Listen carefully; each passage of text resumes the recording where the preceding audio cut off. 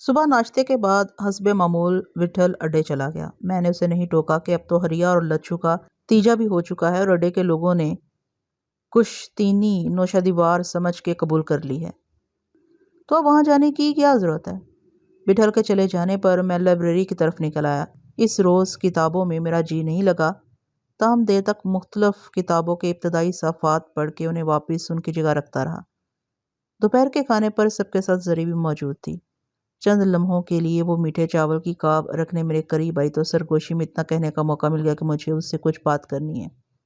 وہ ایک لمحے کے لیے چونکی، پٹ پٹاتی پلکوں سے اس نے میری جانب دیکھا۔ اس کے چہرے کی سرخی گہری ہوئی، پھر وہ سنبھل گئی جیسے اس نے کچھ سنا ہی نہیں۔ میں اس کے کمرے میں جا سکتا تھا یا اسے اپنے کمرے میں آنے کے لیے کہہ سکتا تھا، لیکن کوئی بھی کسی وقت دخل انداز ہو سکتا تھا۔ دن میں متعدد بار میرا اس کا آمنا سامنا ہوتا تھا، لیکن اب تک خلوت میں بات کرنے کی کوئی صورت نہیں بنی تھی۔ مجھے اس سے بہت سی باتیں کرنی تھی، کچھ اطمینان بھی تھا کہ ابھی تو دنوں تک یہاں رہنا ہے، یا پھر کچھ ایسا تھا کہ میں خود ہی گریزاں تھا۔ اس کے سامنے جاتے ہوئے کوئی جھجک ہوتی تھی، کسی پشیمانی کا احساس غالب تھا، اس کے کسی تقدر کا خوف لاحق تھا، یا اس کے ایسے سوالوں کا اندیشہ جن کا جواب میرے پاس نہیں تھا۔ غالباً کوئی ایسی ہی بات تھی، یا پھر میری خواہش تھی کہ وہ خود کسی وقت موقع نکال کر میرے پاس آئے۔ مجھے خود نہیں معلوم یہ کیا تھا، یا کچھ بھی نہیں تھا۔ نہ اس کے پاس کہنے کے لیے کچھ تھا، نہ میرے پاس۔ اعتبار کرتے تھے، وہ جانتی تھی کہ میرے سینے میں اس کا کیا مرتبہ ہے، وہ مجھے کس قدر عزیز ہے، حویلی میں سب سے زیادہ، اپنے چھوٹے بھائی جہانگیر سے بھی زیادہ۔ اور یہ حقیقت بھی مجھ پر روشن تھی کہ وہ بہرحال میری بامرادی کامرانی کی تمنا رکھتی ہے۔ میری نسبت بے شمار آرزوئیں اس کے نہا خانے میں مجزن ہیں۔ اسے تو میری خوشنودی سے سروکار ہے۔ وٹھل رات کو دیر سے واپس آیا، اس کے انتظار میں کسی نے کھانا نہیں کھایا تھا۔ کھانے کے بعد سب بیٹھک میں جمع ہو گئے۔ وٹھل پر گزشتہ رات خانم کی آئینہ نمائی کی گرانی تھی، یا وہ اڈے سے کوئی بوجھ لے کر آیا تھا کہ جلدی اٹھ گیا۔ محفل اس کی وجہ سے جمی ہوئی تھی، پھر یکے بعد دیگرے سبھی اٹھ گئے۔ میں نے زری کی طرف استفہامی نظروں سے دیکھا تھا۔ جواب میں اس نے آنکھیں میچ لیں۔ میں نے اسے کسی اشارے پر مخمول کیا اور تحمل کی تلقین کے سوا کچھ اور قیاس نہ کر سکا۔ خانم اس کے پہلو میں کھڑی تھی اور کوئی صراحت ممکن نہ تھی۔ ان دونوں کے چلے جانے کے بعد میں اپنے کمرے کے باہر بے ارادہ ٹہلتا رہا۔ نسا نے سر کی مالش کرنے اور جہانگیر نے شطرنج کی ایک بازی کھیلنے کی پیشکش کی۔ میری ناآمادگی پر وہ دونوں بجھ سے گئے اور مجھے اپنی اس بیزاری پر ملال بھی ہوا، لیکن میں نے منع کر چکا تھا۔ میں صحن میں چلا آیا۔ چاندنی اور رات کی رانی کی خوشبو ہر جانب پھیلی ہوئی تھی۔ چاند اتنا نزدیک نظر آ رہا تھا جیسے حویلی کے صحن میں اترنا چاہتا ہو۔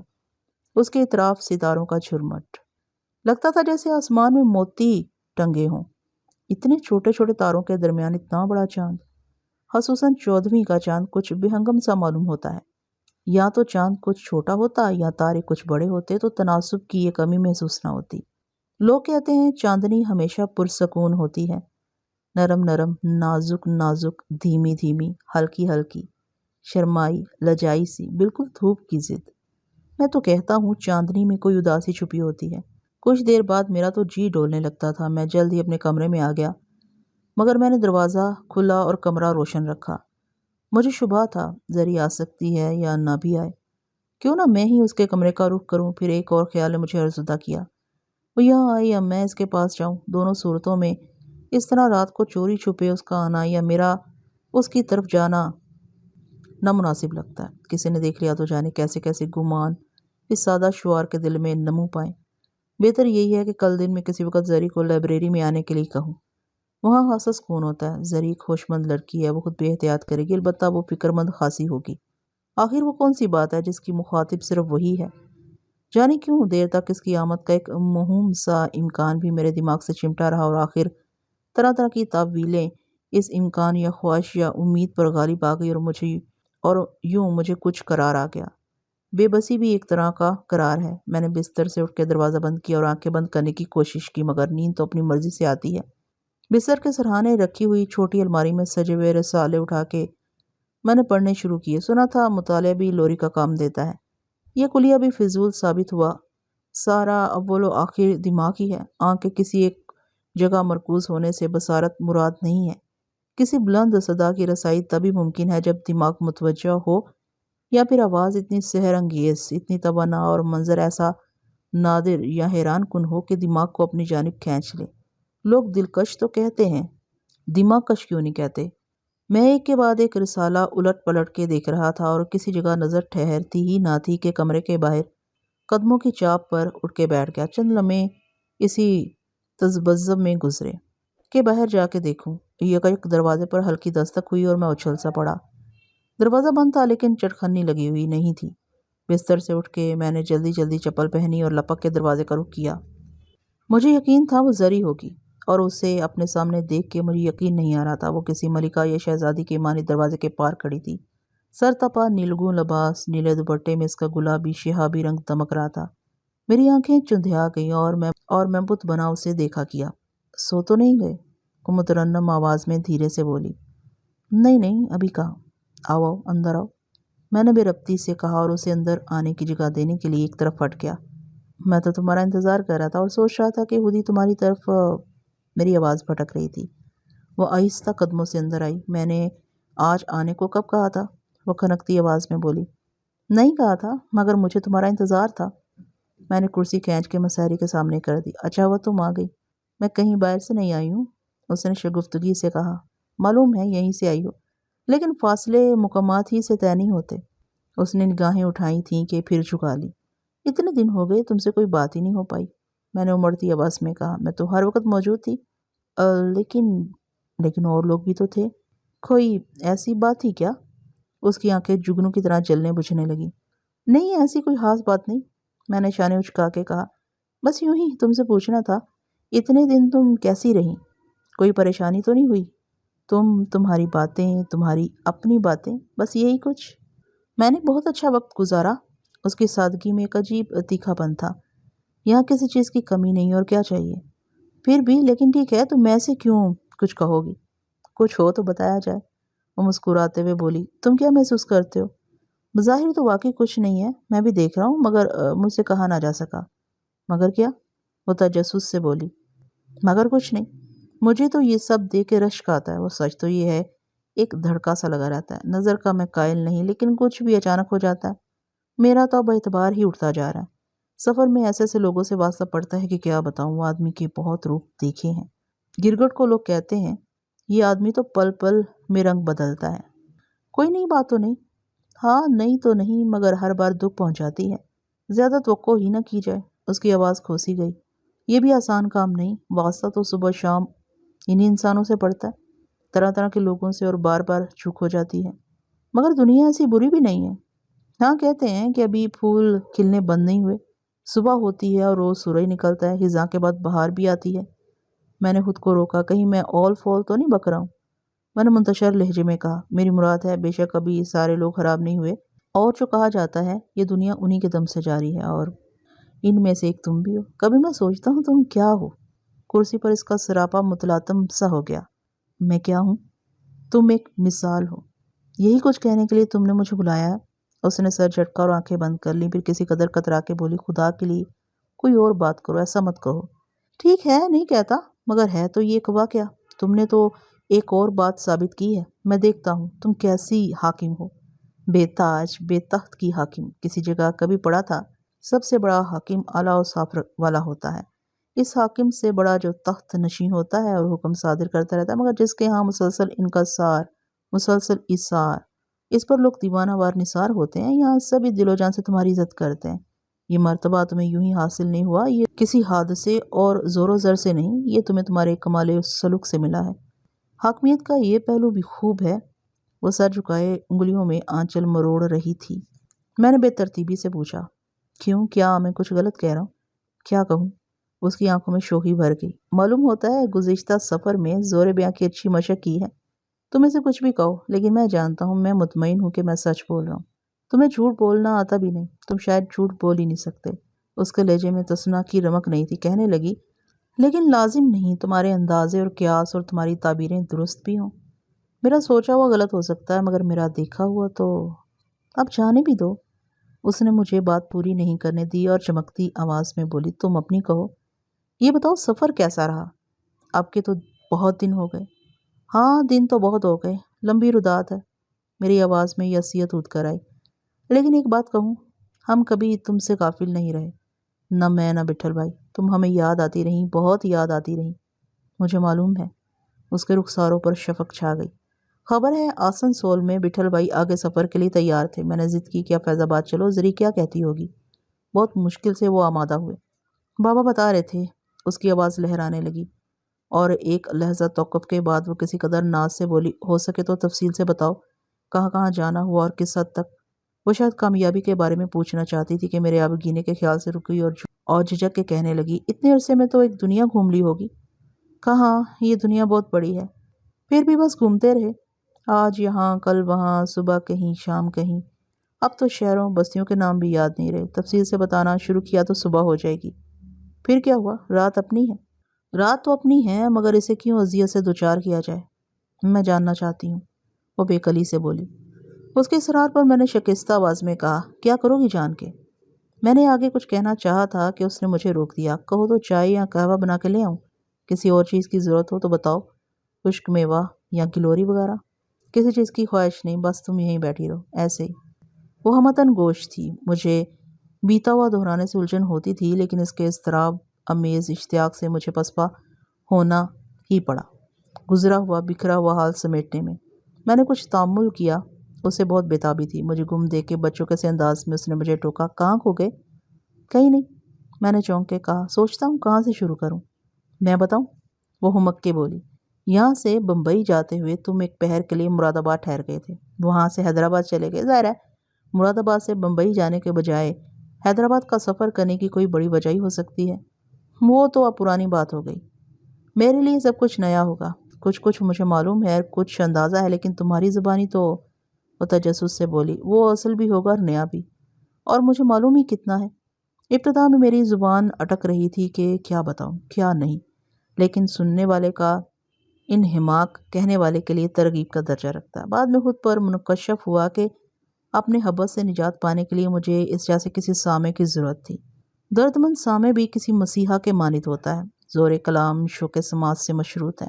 آنسو آنکھیں ہلکی کر دیتے ہیں اور سینہ ہلکا کر دیتے ہیں، کیونکہ آنسوؤں کا منبع تو سینہ ہوتا ہے۔ سینے میں یہ آگ سی بھڑکائے رکھتے ہیں۔ اس کے چہرے پر اس کے نہاں آنے کا ہی جان صاف نمایاں تھا۔ کسی میں شمولیت کے بغیر یہ اضطراب ممکن نہیں ہوتا۔ میں نے کہا، یہاں سے بمبئی ہی جانے کا ارادہ تھا، مگر مراد آباد راستے میں پڑتا تھا۔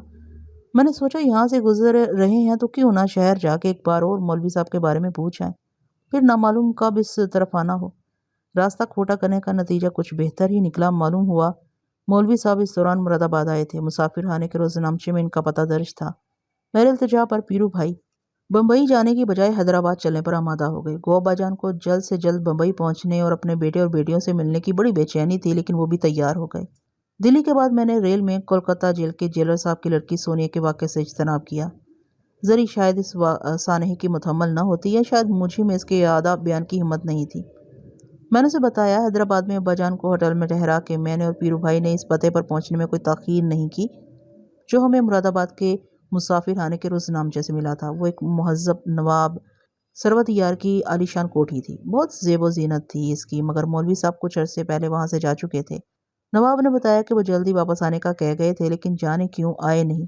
ہم نے نواب سے کہا تھا کہ مولوی صاحب کی کوئی امانت لوٹانے کے لیے ہم ان کی تلاش ہے، کیا ہی مناسب ہو مولوی صاحب آ جائیں تو انہیں ہماری یہاں آمد کے بارے میں کچھ نہ بتایا جائے اور ہمیں بمبئی مطلع کر دیا جائے۔ ہم خود مولوی صاحب کے روبرو حاضر ہو کے ان کا تقدر دور کرنے کی کوشش کریں گے۔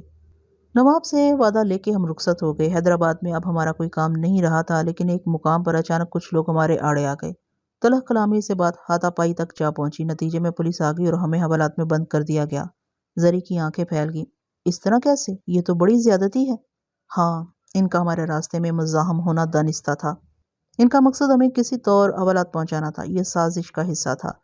اتفاق سے حوالات میں تھانے دار کے ایک ملاقاتی کو حوالات میں داد فریاد کرتے ہوئے ہم دو ستم زدگاں پر ترس آ گیا۔ وہ صاحب ہم اجنبیوں کی ضمانت لینے کی سخاوت پر اتر آئے۔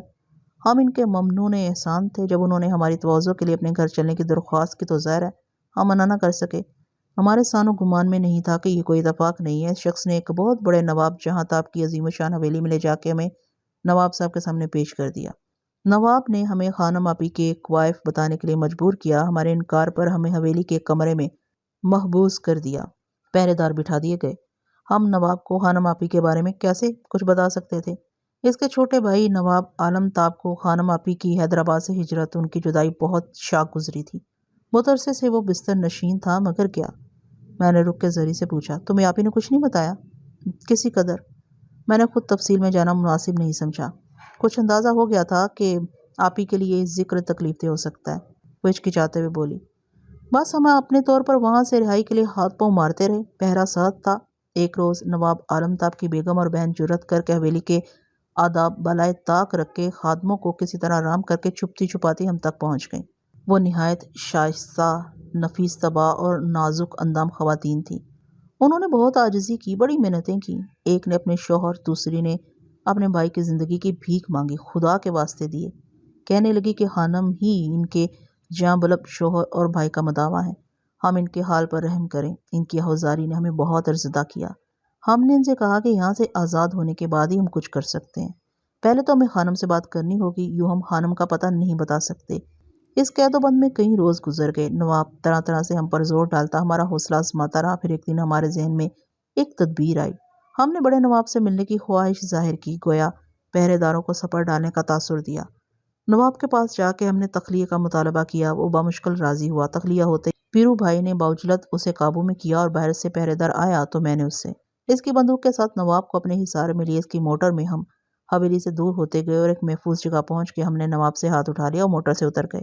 میں نے زری کو نہیں بتایا کہ اس کے بعد ہوٹل میں منتظر ابا جان کے پاس جانے کے بجائے پیرو نے وہاں سے سیدھے بازار کے اڈے کا رخ کیا اور مجھے اڈے کی چوکی پر بٹھل کو بیٹھا دیکھ کے اپنی آنکھوں پر یقین نہیں آیا۔ پیرو کو یقین تھا کہ اتنے دنوں میں بٹھل کو ہماری خیر خبر لینے فیض آباد سے حیدرآباد آنا چاہیے اور حیدرآباد کے اڈے ہی پر ہونا چاہیے۔ زری نے بھی کوئی قرید نہیں کی۔ میں نے کہا، ادھر ابا جان شدت سے ہمارا انتظار کر رہے تھے، ہمارے اس طرح غائب ہو جانے سے ان کی حالت کا اندازہ کیا جا سکتا ہے۔ زورا، شامو، ٹنگو اور مارٹی وغیرہ ہمیں گلی گلی ڈھونڈتے رہے۔ ابا جان نے حیدرآباد میں ایک اجنبی شہر میں اپنے اثر و رسوخ کے لیے ایک بڑے نواب حشمت جنگ تک رسائی حاصل کی اور اسے ایک بیش قیمت ہیرا نظر کیا۔ نواب جوہر شناس اور جواہر شناس تھا۔ ہیرا دے کے وہ ششدر رہ گیا۔ ابا جان نے حیدرآباد میں مستقل سکونت کے لیے کوئی معقول حویلی خریدنے میں نواب سے اعانت کی درخواست کی۔ دوسری طرف انہوں نے بٹھل بھائی کو فوراً حیدرآباد طلب کر لیا۔ بٹھل بھائی نے حیدرآباد آ کے پہلے ہمارے غائب ہونے کی وجہ جاننے کی کوشش کی اور سرا ملتے ہی نواب جہاں تاب کے پاس پہنچے۔ نواب اپنے زندہ میں ہماری موجودگی کے سلسلے میں کیوں کچھ قبول کر کے دیتا، تاہم اس نے خانم آپی کی موجودہ سکونت جاننے والے ایک اور شخص کی آمد غنیمت جانی۔ اسے بٹھل بھائی کو زندہ میں ڈالنے کی جرأت نہیں ہوئی۔ اس مرتبہ اس نے عاجزی اختیار کی اور اپنے عزیز بھائی کی شکستہ حالت کے بارے میں بٹھل بھائی کو قائل کر لیا۔ بٹھل بھائی بھی یقیناً اس نتیجے پر پہنچے کہ نواب عالم تاب کی ڈولتی ڈوبتی زندگی کو خانم آپی کی آمد سے شاید کوئی کنارہ مل جائے، شاید کوئی معجزہ ہو جائے۔ بٹھل بھائی نے خانم آپی کو حیدرآباد بلانے کا وعدہ کیا اور چلتے چلتے نواب کو یہ انتباہ بھی کیا کہ ان کے دو آدمیوں کو کوئی گزند نہیں پہنچنا چاہیے، ورنہ جیسے ہی خانم آپی حیدرآباد آئیں انہیں ساتھ لے کے وہ نواب کی حویلی جا پہنچے، مگر اس سے پہلے ہم آزاد ہو چکے تھے۔ نواب کو بٹھل بھائی سے اس خسروانہ سلوک کی توقع ہرگز نہ ہوگی۔ بٹھل بھائی نے خانم آپی کی حیدرآباد آمد ہماری رہائی سے مشروط نہیں کی تھی۔ انہوں نے اپنا وعدہ نبھایا، پھر تو نواب کے تیور ہی بدل گئے۔ وہ ایسا نادم ہوا کہ ہر دم حیران شکر گزاری کے موقع ڈھونڈتا رہتا۔ خانم آپی کی آمد کو دیر ہو گئی تھی، مگر اتنا بے شک ہوا کہ نواب کو طویل جان کنی سے نجات مل گئی۔ اس کی سانسیں خانم آپی کے لیے اٹکی ہوئی تھیں۔ اپنے سرہانے خانم آپی کو دیکھ کر پھر اس کا کوئی مدعا نہ رہا۔ میں نے زری کا چہرہ دیکھا، وہ بت بنی ہوئی تھی۔ سن رہی ہو؟ میں نے اسے ٹوکا۔ ہاں ہاں، وہ کھوئی آواز میں بولی۔ نواب عالم تاب کو بس خانم آپی کا انتظار تھا، مگر خانم آپی کو نواب صاحب کے اس التفات، ان احساسات کا پہلے سے کوئی اندازہ نہیں تھا۔ ہوتا تو وہ حیدرآباد سے چلے آنے پر کیوں آمادہ ہوتی؟ نواب کو حیدرآباد سے ان کی ہجرت کی اطلاع ملی تو اس نے نذرانے بھرے تشت کے ساتھ پیغام بھیجا تھا۔ خانم آپی نے اپنا ارادہ نہیں بدلا اور جب ہم روانگی کے لیے ریل گاڑی میں بیٹھ چکے تھے تو نواب عالم تاب نے اسٹیشن آ کے خانم آپی سے عرض گزاری کی تھی۔ اس کا جلتا ہوا چہرہ اور جلتی ہوئی آنکھیں میں نہیں بھول سکا ہوں، مگر خانم آپی نے کچھ سوچ کے ہی اسے نہ مراد و نہ شاد واپس کیا ہوگا۔ نوابوں کی اپنی ایک روایتی طرز زندگی ہوتی ہے۔ آپی نے سوچا ہوگا وہ کہاں کس حد تک نواب کے ماحول میں موزوں ہو سکتی ہیں۔ کچھ عرصے بعد نواب کا جوش و جذبہ سرد نہ پڑ جائے۔ مال و زر والوں کو ایک گداز اپنے مال و زر کا تو ہوتا ہی ہے۔ ان کی طبیعت میں قرار نہیں ہوتا، مال و زر کی ارزانی انہیں کچھ نیا دیکھنے نیا کرنے پر رخصاتی رہتی ہے۔ ممکن ہے خانم آپی نے نواب کو شاید اتنا محسوس نہ کیا ہو جتنا نواب نے انہیں کیا تھا، یا شاید آپی کو اپنا احوال اپنی قلبی کیفیت منتقل کرنے کی کوتاہی نواب سے ہوئی ہو۔ کچھ ایسا ہی ہوتا ہے، ایک آدمی کسی کے بہت قریب ہو اور کسی کو بہت عزیز سمجھتا ہو تو ضروری نہیں کہ دوسرا بھی اس نسبت سے یہ احساس قربت حس کرتا ہو، یا اس کا عرفان رکھتا ہو، یا جواب میں اسی شدمت سے تپاک کا اظہار کرے۔ ٹھیک ہے نا؟ میں نے اسے گمسم دیکھ کے تذبذب سے پوچھا۔ ہاں ہاں، زری کے ہونٹ پھڑپھڑانے لگے۔ اور یہ بھی ہو سکتا ہے ایک کے جذبہ و احساس کے یقین و اعتراف کے باوجود دوسرے کے اپنے تحفظات ہوں، اس کا بھی اپنا ایک ارادہ ایک اختیار ہوتا ہے۔ زری نے سر چکا لی اور کسی قدر نتواں آواز میں تائید کی۔ ہاں، دوسرا بھی تو اپنا اختیار رکھتا ہے۔ میں کہنا چاہتا ہوں، میں نے روانی میں کہا، دو آدمیوں کی یکجائی کے لیے دونوں کی ایک دوسرے سے آگہی اور آمادگی ضروری ہے۔ خانم آپی نواب کی خاطر وہاں رک جاتی تو جہانگیر سے محروم ہو جانے کا خدشہ انہیں لاحق ہوگا۔ یوں سمجھو کہ جہانگیر سے جدائی انہیں گوارا نہیں ہوگی۔ دو راستوں میں سے ایک تو منتخب کرنا تھا۔ انہوں نے کیا نواب عالمتاب سے اس سلسلے میں کوئی بات کی تھی؟ زری متجسس لہجے میں بولی۔ اس کا موقع نہیں ملا۔ شاید آپی جانتی ہوں گی کہ مفلوج نواب ان کی ہر بات تسلیم کر لے گا، لیکن کتنے دنوں تک کوئی خوشگوار صورتحال جاری رہ سکتی ہے؟ نواب کے قول و قرار سے زیادہ خانم آپی کو اپنے اختیار میں ضمانت محسوس ہوتی ہوگی۔ کچھ ایسی بات ہوگی۔ ہاں، ہوشمندی تو یہی تھی، زری زیر لبی سے بولی، مگر سب کچھ ہوشی تو نہیں ہوتا۔ میں اسے دیکھا کیا اور مجھ سے کوئی جواب نہ دیا جا سکا۔ پھر نواب عالمتاب شاید زندہ رہتے، وہ اداسی سے بولی۔ یہی کہا جا سکتا ہے کہ خانم آپی کو نواب کے تلاطم کا پوری طرح اندازہ نہیں تھا، احساس بھی نہیں کہہ رہا۔ وہ ایک حساس اور نرم و نازک خاتون ہے۔ نواب کی موت کے بعد شاید انہوں نے اسے پہچانا یا جانا، کچھ بھی کہہ لو۔ نواب کے انتقال کے بعد عرصے تک ان کے سگوار گھر میں ان کے قیام کی یہی وجہ ہو سکتی ہے۔ میں سوچتا ہوں نواب کی کم ہمتی اس کی لرزش تھی۔ اس نے پیروی کیوں نہیں کی؟ وہ اپنے گھر سے کیوں نہیں نکل گیا؟ اسٹیشن سے وہ گھر واپس کیوں چلا گیا؟ ایک آدمی تو کبھی کسی کے لیے ساری دنیا سے بڑا ہوتا ہے، ساری دنیا ہوتا ہے۔ نواب کو معلوم نہیں تھا ایک آدمی کے لیے کبھی ساری زندگی ترک کرنی پڑتی ہے، اور انہوں نے ترک کر دی۔ وہ یاسیت سے بولی۔ یہ ترک سے زیادہ پسپائی ہے۔ وہ اسی پر کیوں مایوس ہو گیا؟ اور اگر پیروی کے بعد بھی یہی صورت ہوتی؟ ہو سکتا ہے، لیکن میں نے جذبس ہو کے کہا، بہرحال اس نے دستبرداری میں اجلت کی۔ اسے خاطر جمع رکھنی چاہیے تھی، اب نہیں تو کل، بعد میں آپی جو اب تک نہیں جان سکی ہیں جان لیں گی۔ یوں کسی دن وہ آپی پر اثر انداز بھی تو ہو سکتا تھا، اور اگر ایسا نہ ہوتا تو یہی حاصل رہتا۔ تو میری آواز بجھ گئی۔ ہاں، تو پھر یہی ہوتا۔ ممکن ہے نواب عالمتاب اسی نتیجے پر پہنچے ہوں کہ اب مزید عرض حال حجت کے مترادف ہے۔ پھر وہ کیا کرتے؟ منتیں تو نہیں کی جا سکتی تھیں، دعائیاں تو نہیں دی جا سکتی تھیں۔ خانم آپی کے ہاں انہوں نے کوئی گوشہ نہیں دیکھا، تبھی پھر انہیں کیا کرنا چاہیے تھا؟ دوسرے آدمی پر تو بہت کچھ منحصر ہے۔ دوسرے آدمی میں اتنا سمندر نہ ہو، یا وہ کسی اور منظر کے سحر میں ہو۔ دوسرے آدمی کا تمہارے بقول اپنا ارادہ، اپنے تحفظات، اپنے اندیشے، اپنی ہوشمندی ہے۔ جستجو اور طلب بھی تو کسی کے اختیار میں نہیں ہوتی۔ کوئی کسی کی شدید طلب کے باوجود اس سے محروم رہے تو دو ہی صورتیں رہ جاتی ہیں، یا تو وہ اپنے مطلوب کی آس چھوڑ دے، اس سے کنارہ کش ہو جائے، اسے فراموش کرنے کی کوشش میں اپنے آپ پر قدرت حاصل کر لے۔ یہ ممکن نہ ہو تو مطلوب کی یاد، اس کا تصور ہی متاع جاں سمجھے، اسی پر قناعت کرے، لیکن یاد سے تو طلب اور سوا ہوتی ہے۔ مرحوم نواب اپنی مراد بنانے سے مایوس ہو گئے ہوں گے، لیکن اپنے نقش مٹانے پر قادر نہیں ہوں گے۔ وہ دستبردار کب ہوئے تھے؟ وہ تو اور وابستہ ہو گئے تھے۔ وہ ہوشمندی کی منزل سے دور جا چکے تھے، شاید بہت دور جا چکے تھے۔ ان کے بس میں کچھ نہیں رہ گیا تھا۔ کسی کے لیے ایک ایسا عذاب ہے کہ اتنی امنگوں، اتنی قربتوں کے بعد کوئی دوسرا اس کی جانب مائل نہ ہو۔ اور طلبگار کی بھی اپنی ایک انا ہوتی ہے، اور انا سرکشی پر اکساتی ہے تو شکستہ بھی تو ہوتی ہے۔ آدمی پھر اپنے آپ کو تمام کر لیتا ہے۔ یہ تو بابا کی عنایت ہوئی۔ انہوں نے آپ ہی کو وہاں پہنچانے کا وعدہ کر لیا، اور نواب کو آخری لمحوں میں سکون کی سانسیں نصیب ہو گئیں۔ میری حیران نگاہیں اس پر مرکوز تھیں۔ اس کے بیان میں بڑی اثر انگیزی تھی۔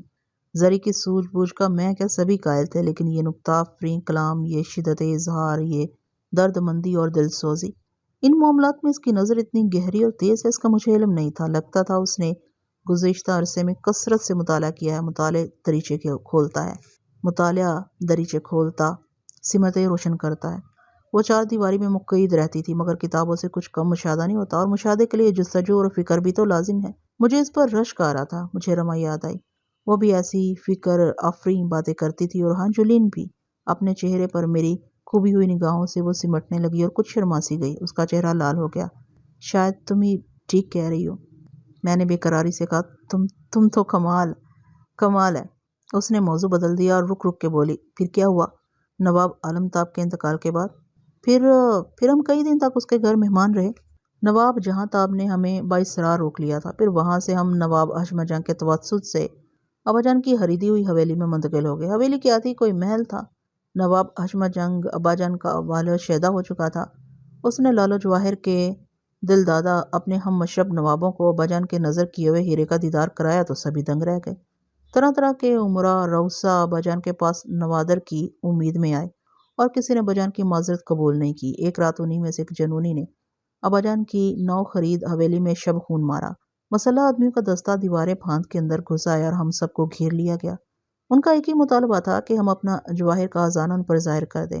انہوں نے ہم سب کو ایک کمرے میں جمع کر دی اور بطور خاص ابا جان کو ہدف بنایا، جنگلی پن کی انتہا کر دی۔ ہمارے سامنے ابا جان کو گالیاں بکی، گریبان پر ہاتھ ڈالا، تماچے مارے، تماچے، مکے، ضربے، لباس تار تار کر دیا اور ہم بس داد فریاد کرتے رہے۔ ابا جان کے پاس محفوظ وہ چند نادر ہیرے ان کے منہ پر مارے جا سکتے تھے۔ ابا جان کے پاس ان کی کوئی کمی نہیں تھی، مگر پھر تو ریاست میں ہم سب کی نظروں میں آ جاتے۔ ریاست سے ہمارا نکلنا مشکل ہو جاتا۔ وہ کرائے کے آدمی تھے، بڑے شورا پست، اول درجے کے بے رحم۔ وہ طے کر کے آئے تھے کہ انہیں خالی ہاتھ نہیں لوٹنا۔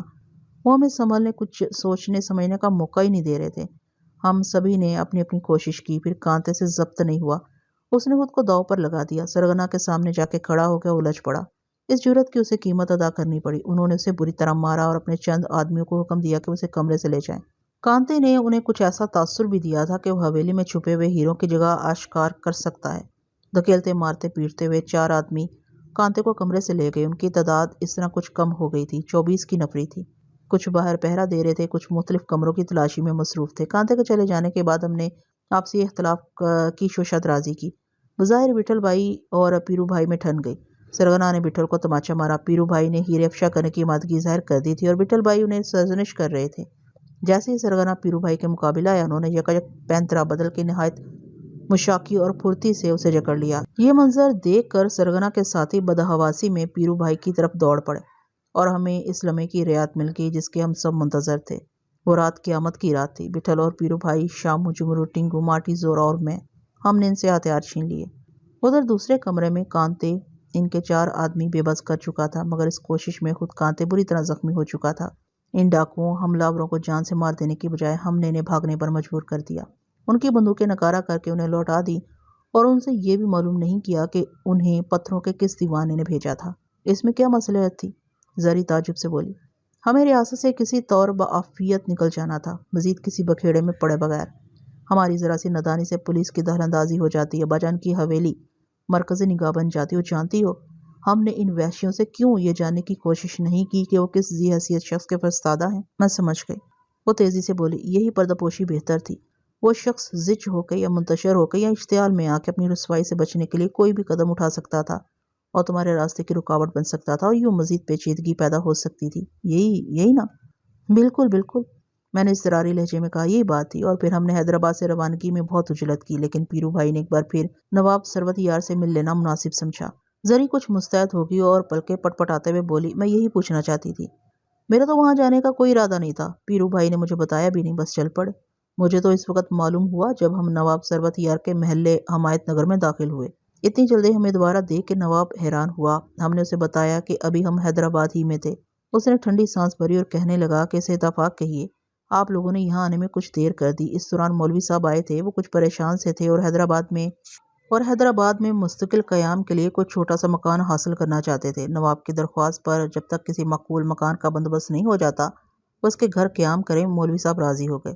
مولوی صاحب کی گفتگو سے نواب کو محسوس ہوا کہ وہ مالی طور پر خاصی فکر مند ہیں۔ اس نے گزشتہ ملاقات میں ہم سے وعدہ کیا تھا کہ اگر مولوی صاحب حیدرآباد واپس آ گئے تو وہ انہیں ہماری آمد سے مطلع نہیں کرے گا اور ہمیں بمبئی خط لکھ دے گا۔ نواب کے بقول وہ اپنے وعدے پر کاربند رہا اور یہ سوچ کے اس نے ہمیں خط لکھنے میں جلدی نہیں کی کہ اب تو مولوی صاحب کا قیام مستقل حیدرآباد ہی میں ہے، کسی وقت بھی وہ ہمیں مطلع کر سکتا ہے۔ پھر ایک روز اس نے سوچا کیوں نہ اشارتاً مولوی صاحب سے ہمارا ذکر کر کے ان کا عندیہ جانے اور ہماری طرف سے ان کا تقدر دور کرنے کی کوشش کرے۔ مولوی صاحب کی مالی حالت اس طرح بھی بہتر ہو سکتی ہے اگر انہیں ان کی آبائی جائیداد یا ہماری تحویل میں ان کی کوئی پرانی امانت واپس مل جائے۔ پچھلی ملاقات میں ہم نے مولوی صاحب کی تلاش کی یہی وجہ نواب سے بیان کی تھی۔ نواب کی زبانی میرا نام سن کے مولوی صاحب کا عجیب حال ہوا۔ وہ بے قل ہو گئے، پوچھنے لگے کب آئے اور کیوں آئے تھے۔